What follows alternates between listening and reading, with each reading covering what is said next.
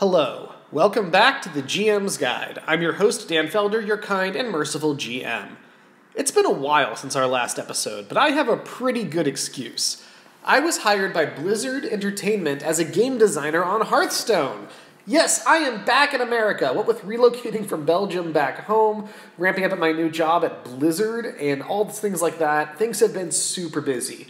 But I do have good news. Not only have I gotten the go-ahead to keep making this podcast, but also I've gotten a lot of great time to play with my old friends now that we're in the same time zone again, and a lot of new ones running new RPG campaigns and playing in them too. So I've got a bunch of new stories and fresh techniques to share. Today, I want to talk about the number one mistake that GMs and adventure designers alike make. I've run into a lot since playing with new groups and seeing this real common theme pop up. It's probably, frankly, the most common mistake of all, and the one that causes the most bad and boring gameplay. But it's also incredibly easy to fix as long as you're paying attention to it. However, it's also incredibly easy to mess up if you are not. I recently ran an absolutely terrible adventure because I stopped thinking about this. I realized what I'd done the moment I'd done it, but by then it was too late. There was a bad taste in everyone's mouth, and the session was also over. Yeah. So, what is this mistake? It's very simple. You don't give your players a way to contribute to the adventure. That's a mistake. You don't give your players a way to contribute to the adventure. Imagine you're in an improv group. You enter the scene and I say, "Hello, friend, I hear the policeman wants to talk to you." And then I lead you silently across stage right and to a guy standing there, and the policeman says, "Yes, I wanted to talk to you. I've got a witness for a corruption and murder case against another police officer, and I need someone to protect her who aren't on the police force. She's waiting outside. Take her to my lake house and look after her till tomorrow, then witness protection people arrive." And you try asking some more questions, like, just random stuff, and nothing really seems relevant. He's in a hurry, so nothing in the information turns out to be useful. He's already told you all the useful stuff. This is all he knows. After a few dead ends, you move on, you take the person, and do the escort mission. You are not a participant in this story, at least not yet. At best, you're an audience member. You are watching, basically, a Law & Order episode play out. Unfortunately, this is how a lot of D&D games go. Players are shepherded from person to person, instantly given exposition dumps of everything the GM thinks is relevant, and often everything they've prepared, then shepherded to another person. The players here could basically set their characters on cruise control. What do you have to do? Nothing. All they have to do to play the game is to look up now and then and say, "Okay, we do that." You don't need to explain what doing that is, because the NPC has already said, "I need you to do this," and then you say, "Okay, we do that." Yeah. This is a problem. There is no invitation for players to participate in the story, and there's nothing for you to respond to other than executing the planned course of action. There's nothing for you to do that impacts how the game goes. Why are you here? Your presence is unnecessary. That's a big mistake. Let's change things up. Here are two scenarios. One will make the mistake and sound like a perfectly normal adventure hook in the process. The second will be the exact same adventure hook, but it will fix the mistake. Scenario 1. You're sitting in the evening light of your favorite tavern when you hear the sound of an approaching horse. A moment later, the door opens and an old white-haired man stumbles inside. He looks around, spots you at your table, and then hobbles over, blood clearly soaking through his pant leg. "Well, Matt," he rasps, "my name is Edgar. You must be the adventurers I've heard so much about. I beg a bit of healing. Goblins have overrun my farm, taken my family as prisoners. Please save them and I'll pay you 50 gold pieces." Alright, this probably sounds like a fine opening, but the mistake is there.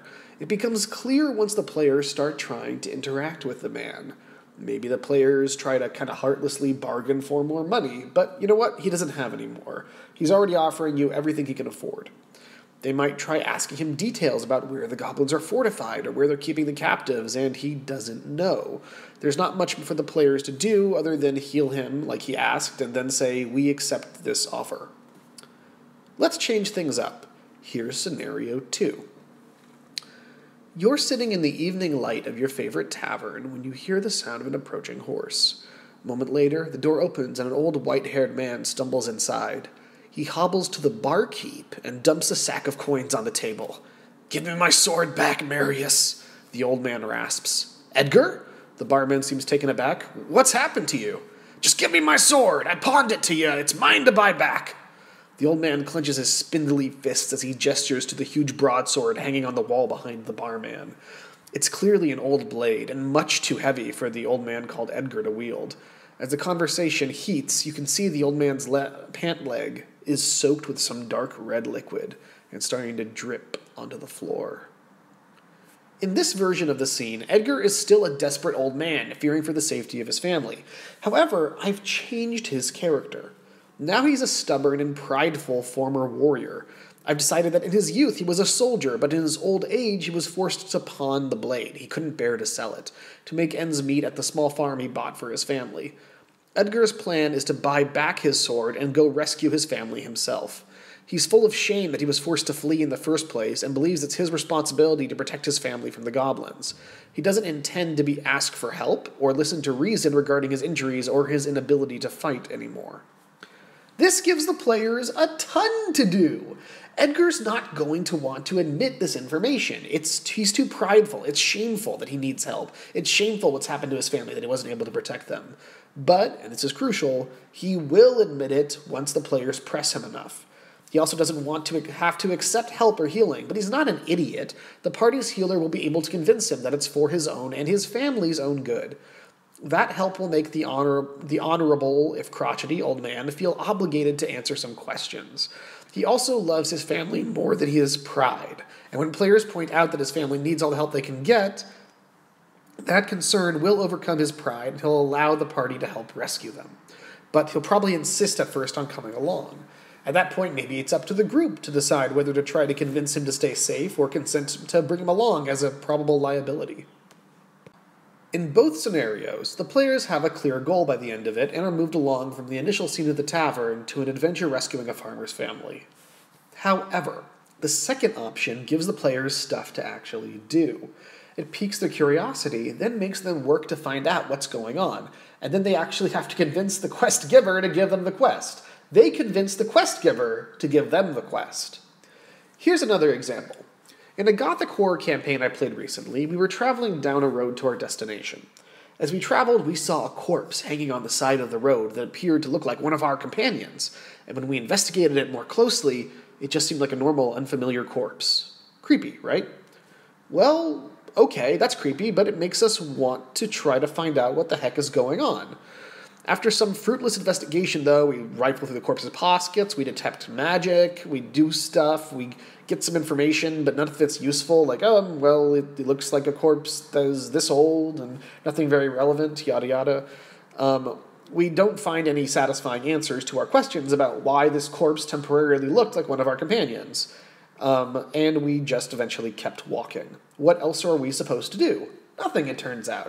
It was just supposed to be a creepy little thing along the side of the road that might play very well in a movie where a person is going down a road and they see something scary and they look back at it and it's just something else that's less scary and they keep going on. All right, maybe we can accept that they might keep writing, but we would probably want to know some more information, and we did. So we got off our horses, we went to investigate it, and there was no satisfying answers. That was just frustrating. 10 minutes of frustrating RL time, investigating, and yielding no new information. Later down the road, ravens start circling overhead, and it's clear that they're watching us. What do? We consider trying to trek through the woods to avoid being seen, because, who knows what these ravens are. Many spies have many eyes. But they're haunted woods, so we probably shouldn't go trek through them. We consider trying to shoot down the birds, but there's like a whole flock of them. There's way too many for low-level characters to blast out of the sky. I mean, we can waste a bunch of spells, but probably not the best idea. Ultimately, we just keep walking. However, it took another 15 minutes of discussion looking for some way, any way, to improve our situation with the fact that the ravens were spying on us before we recognized that we had no good options. Another bunch of frustrating stuff. There's a study that I mentioned a long time ago in this podcast in which participants were shown strange arrangement of letters and asked if they were real words. Some were misspellings of common words, like frog, spelled P-H-R-A-U-G, or table, spelled T-A-Y-B-L. Those words caused initial puzzlement, but eventually caused the participants to light up, delighted by the aha moment when they solved the puzzle, and realized that T-A-Y-B-L is just a weird way to spell table. Other words looked like real words, common arrangements of letters we see all the time, but weren't. One example was henshin, H-E-N-S-I-O-N. Another was bardle, B-A-R-D-L-E. These arrangements caused frustrated frowns, feeling like we should know the word. It looks familiar because of the common arrangement of letters, but in reality, it was not a word, and eventually people got frustrated because there was no solution. To understand why this is an issue, it's helpful to understand how our brains work when dealing with problems.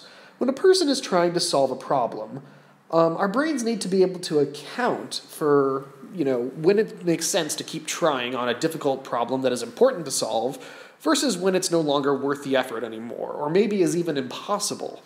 In which case, we better stop eventually, right? So here's how it works.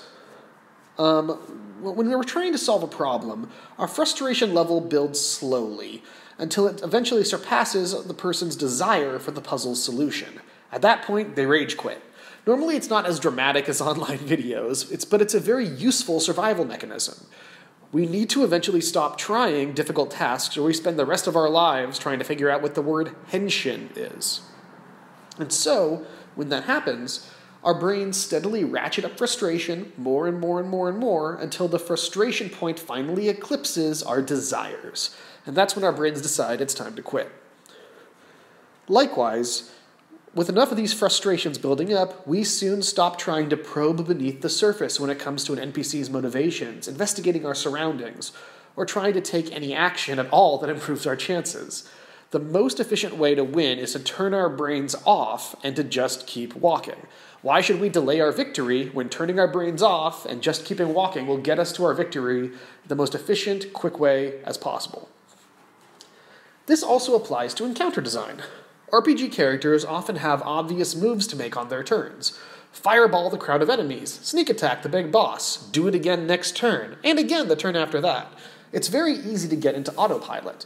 Once you're on autopilot, you don't have to think about your turns anymore, and then there isn't an interesting decision to make.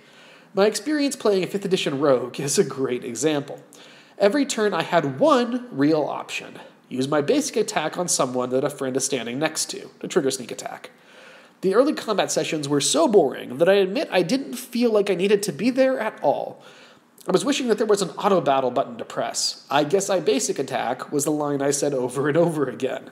And because it was an online campaign in that particular example, rolling the dice even wasn't that fun. You just had to press the auto-rolling buttons. Now, this was true mostly of the early combat sessions, but not so much the later ones. Why? Was it because I got cool new abilities after I leveled up? No. The 5th edition rogue that I was playing was very flat. It was always doing the most optimal sort of basic attack, was always its most optimal thing. So that wasn't the thing that changed. What changed, more usefully for you, my dear listener, is what the GM was doing. The GM started modifying the pre-published encounter designs that we were playing to open up cool new options for me to do in combat. My favorite example, but only one of many, came when facing a corrupt Baron. The Baron was fighting alongside his guards and used a magic whistle to summon Shadowhounds to attack us with. Now, I decided to rush across the frenzied room, I'm a ranged character by the way, to pull the whistle out of his hands and use it myself, gaining control of his Shadowhounds. It turned the fight to our advantage and gave me a cool new magic item that I was proud to make use of in the future.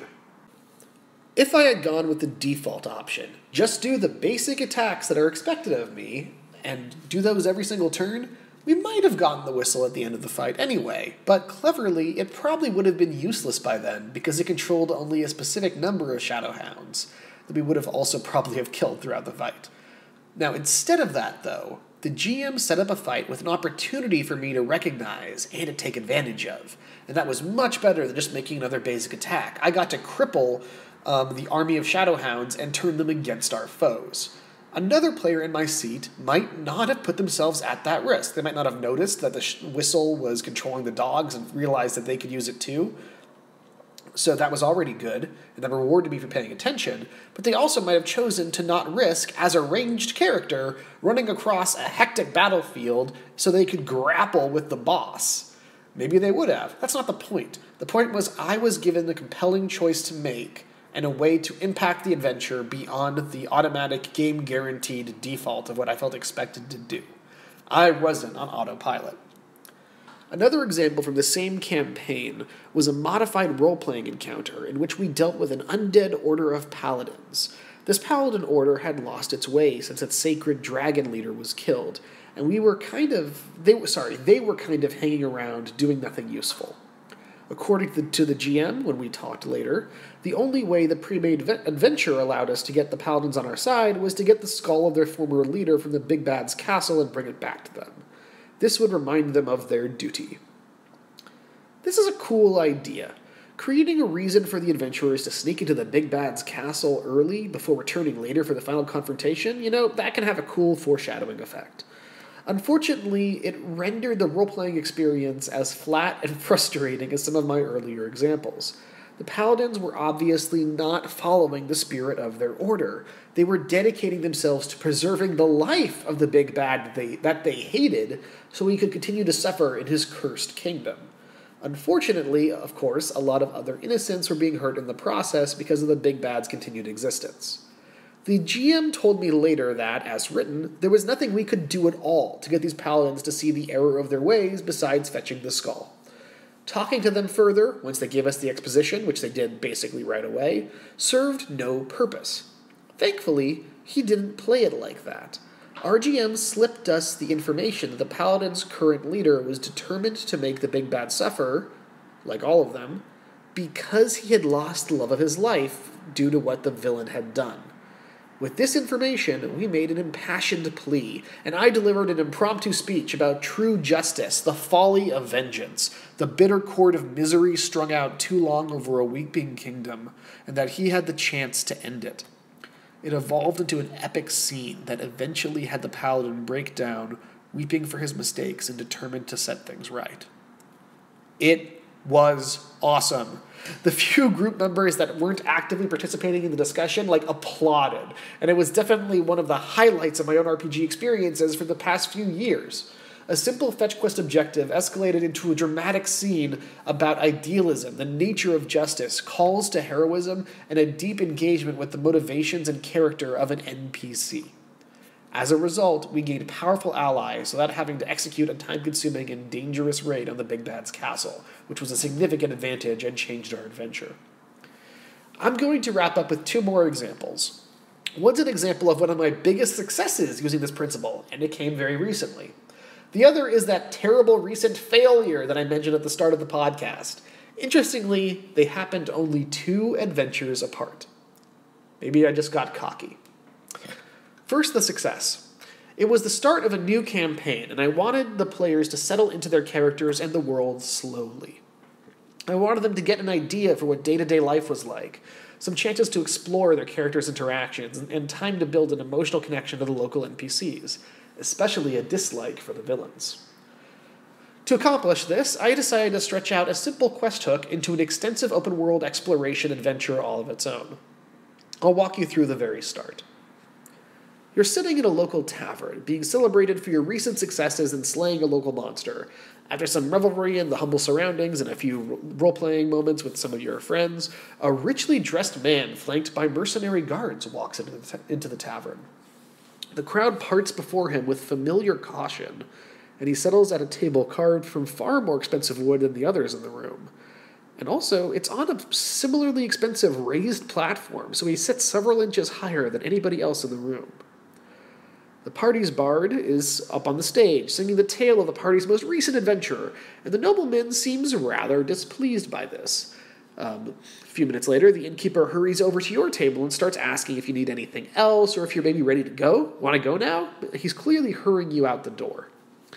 Naturally, you're curious as to who this man is, why he seems upset by the story of your heroism protecting the town, his town, and why the innkeeper, who has previously been so friendly, is suddenly rushing you out the door.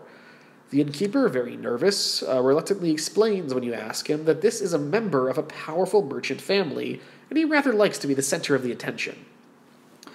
Not have somebody else like you be the center of the attention. As he's explaining this, you note that the man is keeping his hand on a bulging purple purse.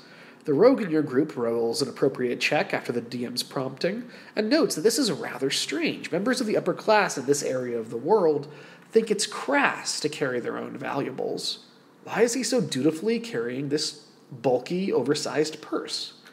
When asked, the innkeeper says he doesn't remember seeing it with him before, or indeed the man ever carrying anything he didn't absolutely have to, much less a bulky, oversized purse. Your party decides that they very much want to know what's in the purse. So the bard calls out the man and draws his attention. As the distraction happens, your rogue slips over to the table and peeks inside the purse. And inside, you find wood chips.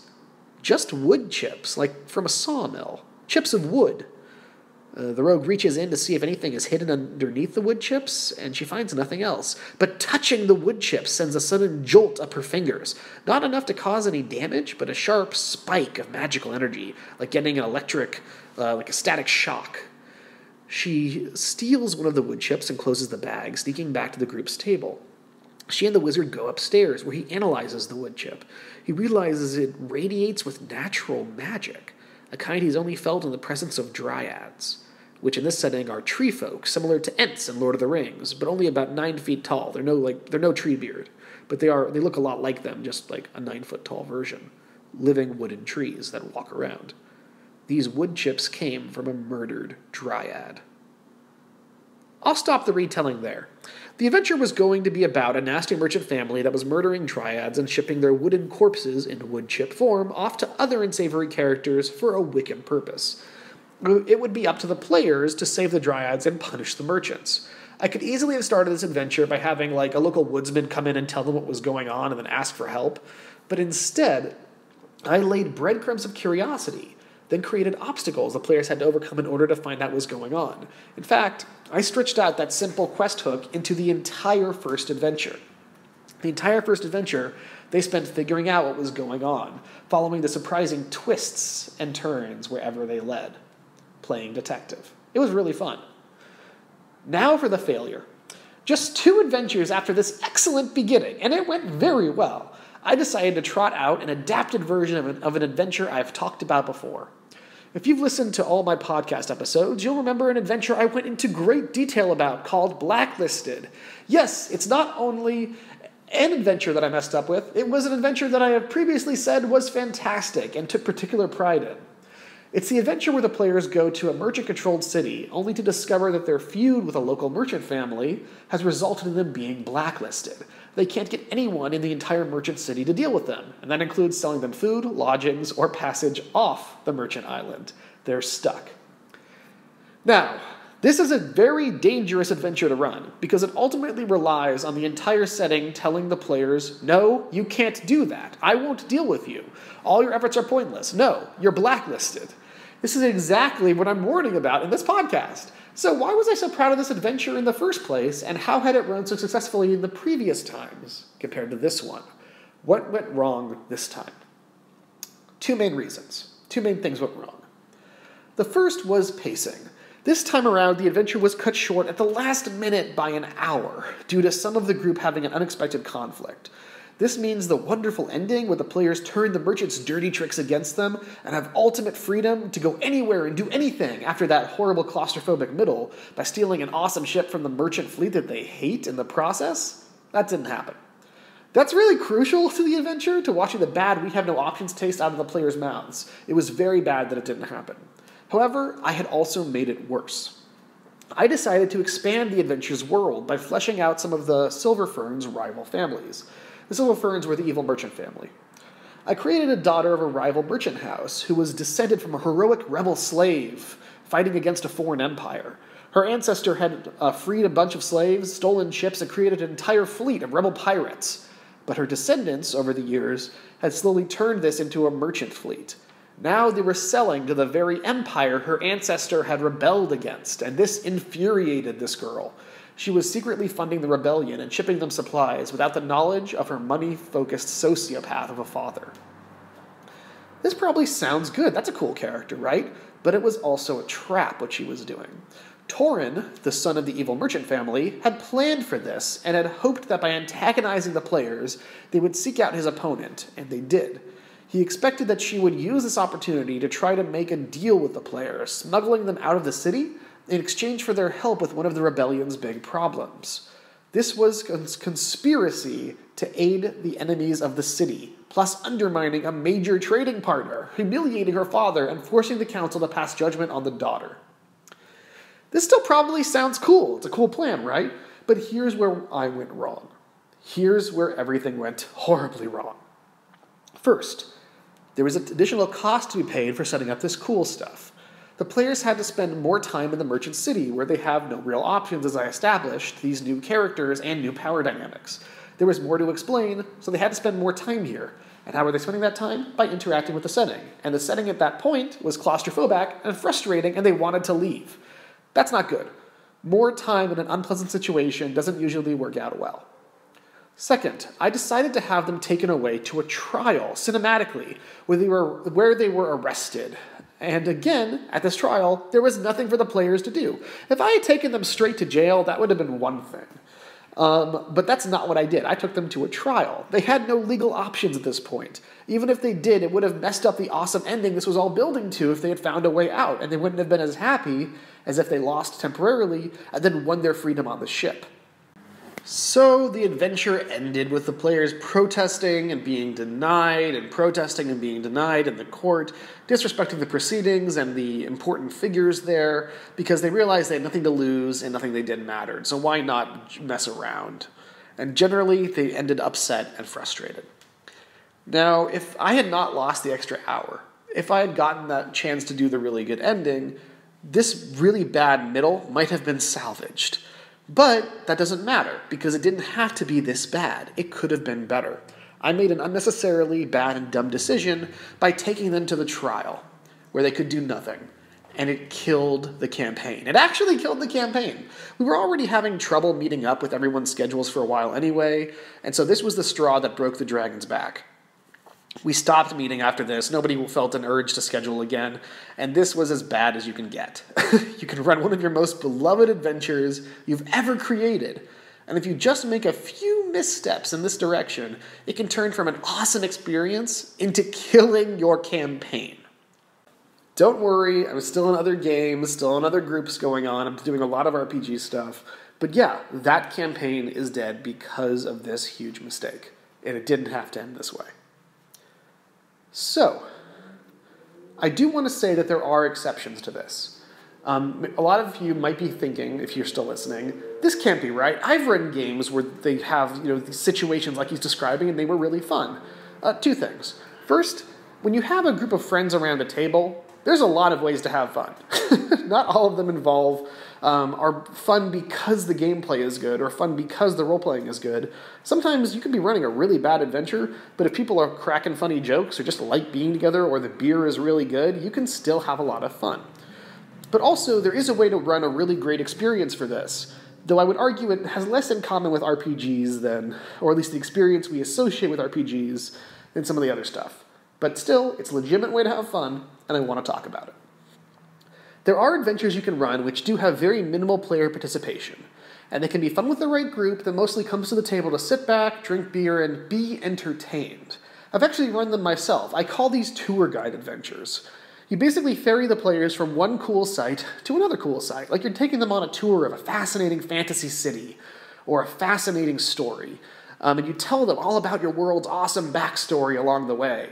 And you have them meet fun and interesting characters. You shake things up with some fun activities like a fight or two or a mini-game. Maybe you hold them spellbound with a suspense story along the way, like an episode of a serial killer drama. That's really fun, right? Now, this is a very passive form of playing. It's a little different from watching a show. But if you're entertaining enough, there's no reason it can't be fun. People have entertained close circles of friends with fantastic stories around the fire for thousands of years. There's no reason you can't do it around a dinner table instead. However, it puts a lot of pressure on the GM's performance skills, and it also, I should note, does not work well with players who really want to interact with the world, to make decisions and accomplish stuff. These adventures also usually work best in incredibly high-concept, fun, wacky, or just fascinating settings. The Color of Magic is a book that's basically a tour guide adventure. A tourist is going through a magical world and has a wizard take him on a tour for it. And so you run into all sorts of fun characters and absurd situations and cool concepts, and you're just sit back and enjoy the ride, because you're the reader. And this can work very well in an adventure too. Some of my most successful tour guide adventures have been in very high concept areas, where basically I just describe what's happening, the players say, "That is a weird thing, how does that work?" And I tell them how it works in the context of the world, or how it doesn't work. And this can be very, very fun, especially in short doses. I think my longest one I've ever run was, well, I didn't actually run it, I just co-ran it, was an adventure in a future version of a dystopian Disney World, where the players were playing in a post-apocalyptic setting where sort of magical energy and nuclear radiation had transformed the whole world into this really weird high-concept sort of, think Fallout meets Adventure Time. And that's kind of where we are. It was a lot of fun, and I'm going to talk about that campaign in detail eventually, because it was super cool, and we put a lot of huge effort into it. It was a lot of fun. But one of the adventures was a definite tour guide adventure, where players were just taken around this crazy setting and sort of shown who the characters were, what was going on, and just got to sit back and watch all the cool, crazy stuff that was happening and laugh about it. And it was a lot of fun. That can absolutely work. But, and this is important, it usually takes a lot more work, or a prodigious amount of talent, because you have to keep your players entertained the whole way. If they're ever bored, if they're ever restless, then they're suddenly maybe not having as much fun when they have to sit back and just listen to you and not be able to impact the adventure in a really good way. In that case, they might start looking to wanting to change the channel, and there is no channel to change. So if that's the type of game that you want to run, go for it. But remember, it puts a lot of pressure on the GM's performance skills, and doesn't really work well with players who want to actually interact with the world, make decisions, and accomplish stuff. There's even an argument that, hey, this is fun because you're a great performer, but you can also be a great performer and have a really good extra stuff because the players are also interacting with your great performance.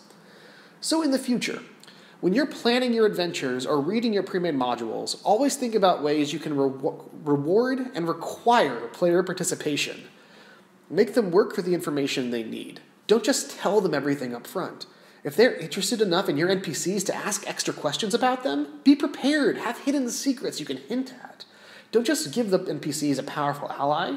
Make them have to convince the character to help them when they're at first an unwilling NPC. Give your players stuff to do. Put up obstacles and make them work around them. Don't just have the priest hand them the magic item that they need to slay the village werewolf. Have him be a coward, hiding it, and reluctant to give it up because it helps keep him safe. Then let him accidentally drop a hint about it, and then have players figure out how to get him to give them the relic. There is a great story about how King Frederick of Prussia wanted to get his land's farmers growing potatoes as a secondary crop to reduce the impact of, possible famines. He simply couldn't do it. The farmers hated the unfamiliar crop and complained that it was both odorless and tasteless. They couldn't even get dogs to eat them. People didn't really know how to cook potatoes at that time. Now, even when he threatened to cut off their ears for not growing them, people still refused en masse. So he changed tactics. He declared the potato a royal vegetable, and that only royals were allowed to eat it. He instructed royal guards to guard his potato plants, with secret instructions to not guard them very well. Now soon, peasants were stealing the potato plants, and a thriving black market trade sprung up for the royal vegetable, which eventually he graciously legalized once it was in full swing. And then people were growing, selling, and eating potatoes. So don't just give your players a potato. Make the characters that have the potatoes seem to not want your players to have them. Then your players can figure out how to get them.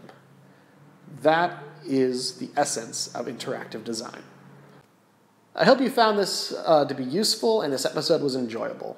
I hope to be recording more of them soon. In the meantime, you can follow me at Twitter at DesignerDanF, and also you can check out my website at danfelder.net, though I admit I have not been updating very frequently since joining Blizzard. All right, well, hope you found this useful. Feel free to ask me any questions on Twitter, and I'll see you next time. Bye.